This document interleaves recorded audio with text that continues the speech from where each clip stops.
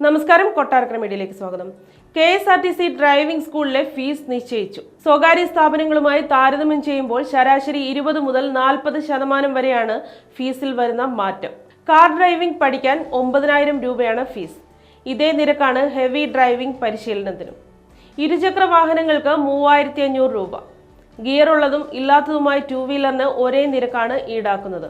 കാറും ഇരുചക്ര വാഹനവും ചേർത്ത് 11,000 രൂപയ്ക്ക് പ്രത്യേക പാക്കേജ് ഉണ്ട്. ഹെവി ഡ്രൈവിംഗ് പരിശീലനത്തിന് സ്വകാര്യ സ്ഥാപനങ്ങൾ 15,000 രൂപയാണ് ഈടാക്കുന്നത്. കാർ ഡ്രൈവിംഗിന് 12,000 മുതൽ 14,000 രൂപ വരെയാണ് ഫീസ്. ഇരുചക്ര വാഹനങ്ങൾക്ക് 6,000 രൂപയാണ് ഫീസായി സ്വകാര്യ സ്ഥാപനങ്ങൾ ഈടാക്കുന്നത്. സംസ്ഥാനത്തെ ഡ്രൈവിംഗ് പഠന നിലവാരം ഉയർത്തുകയെന്ന ലക്ഷ്യത്തോടെയാണ് KSRTC ഡ്രൈവിംഗ് ക്ലാസുകൾ ആരംഭിക്കുന്നത്. തിരുവനന്തപുരത്തെ ഡ്രൈവിംഗ് സ്കൂൾ ഉടൻ പ്രവർത്തനം ആരംഭിക്കും. കമ്പ്യൂട്ടർ അധിഷ്ഠിത ഡ്രൈവിംഗ് പരിശീലന കേന്ദ്രവും ഒരുങ്ങുന്നുണ്ട്. ഈ പരിശീലനം നൽകിയ ശേഷമാകും വാഹനങ്ങളിൽ ഡ്രൈവിംഗ് പരിശീലനം നൽകുക. KSRTC ഡ്രൈവർമാർക്ക് പരിശീലനം നൽകിയിരുന്നവരെയാണ് ഡ്രൈവിംഗ് സ്കൂളുകളിലും KSRTC നിയോഗിച്ചിട്ടുള്ളത്.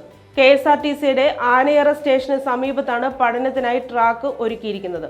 അട്ടകുളങ്ങരയിലുള്ള KSRTC സ്റ്റാഫ് ട്രെയിനിംഗ് കോളേജിൽ തിയറി ക്ലാസുകൾ നടക്കും. ഡ്രൈവിംഗ് ടെസ്റ്റ് പരിഷ്കരണം സംബന്ധിച്ച് ഡ്രൈവിംഗ് സ്കൂൾ ഉടമകളും സർക്കാരും തമ്മിൽ തർക്കം നടക്കുന്നതിനിടെയാണ് KSRTC ഡ്രൈവിംഗ് സ്കൂളുകൾ ആരംഭിക്കുന്നത്.